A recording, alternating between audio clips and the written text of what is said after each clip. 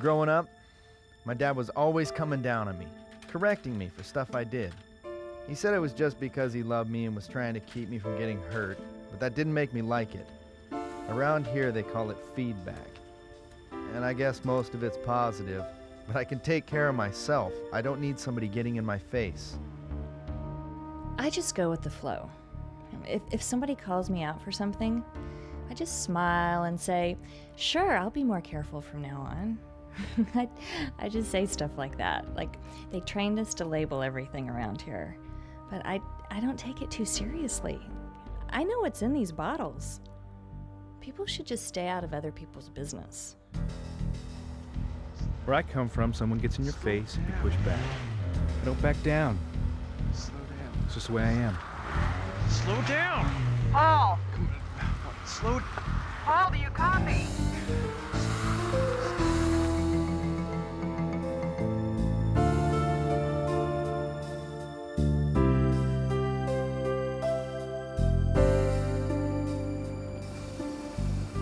Let's face it, none of us likes to feel we're being criticized.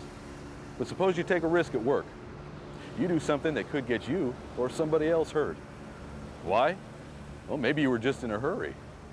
Or maybe you didn't even realize what you were doing was dangerous. But someone else sees you doing it, and they call you on it. It's called feedback. And around here, it's how we watch out for one another. It's part of our culture. It means that everyone has both a right and a responsibility to speak up and warn somebody if we see them doing something we know just isn't safe. But what if you're the one getting the feedback? How should you take it? And what should you do about it? Well, how we initially respond to feedback, whether it's constructive or not, depends on who we are. In case you haven't noticed, we're all a little bit different.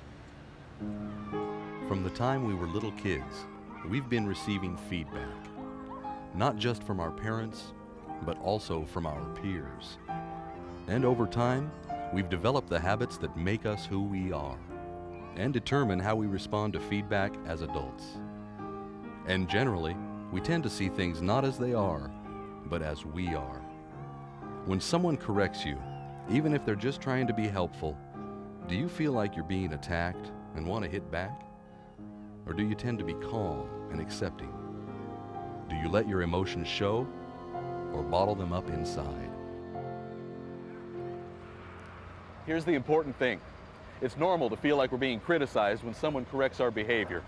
And let's face it, sometimes feedback can sound and feel like criticism. But think about it. If someone is willing to step up and point out that something you're doing just isn't safe, what it really means is they care enough about you and about safety to speak up. Kenny! Hey, Kenny! Hey, what? That ladder's not tied off. I don't want to see you working like that. It bothers me, man. Yeah, if it bothers you, then don't watch. Hey, look, why don't you just go do your own job and let me do mine? I don't need the ladder police to tell me how to do it, okay? Look, I've seen guys fall doing that, and I don't want to see it happen to you. Come on, Kenny. Remember, it's perfectly normal to feel like we're being criticized when someone gives us feedback. But then it's time to work past those feelings so we can begin to take responsibility for our actions. Because the fact is, the other person is only responsible for giving us the feedback. We're responsible for how we feel about it and how we're going to respond to it. No one else has any control over that. No matter how the other person approaches you or how they say it, if it's about safety, you need to listen. Caroline, that's ethanol, right? Uh-huh. Well, you know we're supposed to label any reagent on the bench. I know, I'll do it later. Later when? Don't worry, I'll get to it. All right, it's the one with the red cap. Nobody else knows that, Caroline. What do you mean? I mean, what if somebody came in here tonight and they go to wipe down the counter and they think that ethanol is distilled water and bleach? And what if they squirt some of it anywhere near this flame? What do you think is going to happen then?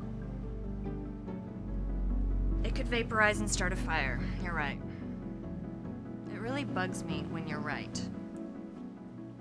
As you listen to feedback, make sure you have an understanding of exactly what it was you were doing that wasn't safe and of what the risks were. Focus on the message, not the messenger. Then try to agree on a safer way to do the job. and make a commitment on the spot to start doing it that way. Look, Paul, we need to talk. I'm on break, okay? Well, Paul, you were stepping right out in front of traffic there. You know we're not supposed to do that. Look, they don't want to slow down. I make them slow down, all right? Well, no, it's not all right. You know that. What's it to you, anyway?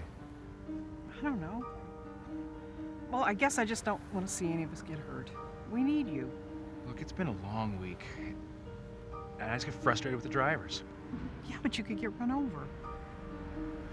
Okay, I'll watch it. Did I have your word on that?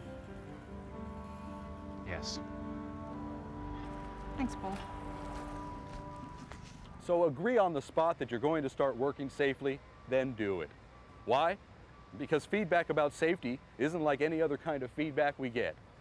I mean, suppose someone tells you your hair is too long, or they don't like the way you chew your food. Well, that's feedback too. But you know what? You can take it or leave it.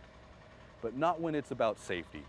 If someone cares enough to speak up and warn you that something you're doing could get somebody hurt, you'd better listen up. You know what I do? Whenever I'm in a situation where someone gives me feedback, I try to remember 2 simple steps. Listen and commit. Listen. If someone, anyone, gives you feedback about safety, hear them out. Focus on the message so you can work past your feelings and get at the facts. And as you listen to the facts, ask questions if you're not clear on something so there's no misunderstanding. Commit. Agree on a safer way to do the job and make a commitment on the spot to start doing it that way. Then follow it up with action. Do what you've agreed to do. Like I said, around here, giving and receiving feedback is the way we watch out for one another. We believe in it. It's part of the job. But it wasn't always that way. We had to learn. I did anyway. It'll be 2 years ago next month. I was moving my office into a new trailer, and there was this cabinet full of files. As I went to lift it, Nora, this lady I work with, told me not to try it. She wanted to help or get a hand truck. Funny, I'd always been the one giving the feedback. This time I was getting it, and I didn't listen. I just thought nothing could happen to me. But it did. At the time, I remember feeling this little pop in my lower back. And the next day, I couldn't move. Couldn't get out of bed. I won't go into all the time off work, the surgery, the therapy, or how it's changed my life. The point is, someone cared enough about me to speak up, but I didn't care enough to listen. I can't change what happened then, but you know what? Now whenever someone gives me feedback about safety, believe me, I listen up. Here you go, Kitty. Thanks. I'll hold it for you.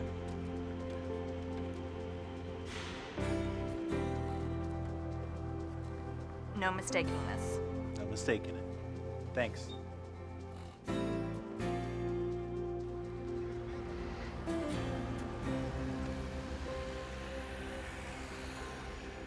How am I doing now?